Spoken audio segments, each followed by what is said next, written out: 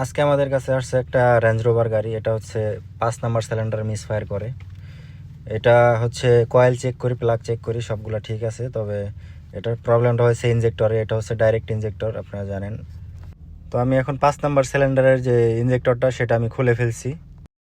এই ইনজেক্টরগুলো খোলার জন্য ইনজেক্টরের পোলার থাকে, সে পোলারটা আমার কাছে নাই। তবে আমি একটা ইনজেক্টর পোলার বানাইছি, সেটা আপনারাও চাইলে সহজে বানাইতে পারবেন এইভাবে ইনজেক্টর পোলারটা।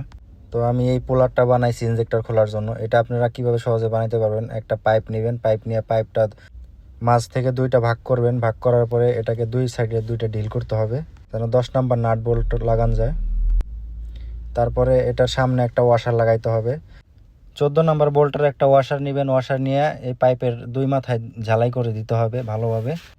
তারপরে লোহার এমন যে কোনো একটা জিনিসের সাথে এটা জয়েন্ট করে দিবেন। জয়েন্ট করার পরে তারপরে সহজে আপনি এই ইনজেক্টরগুলো খুলতে পারেন।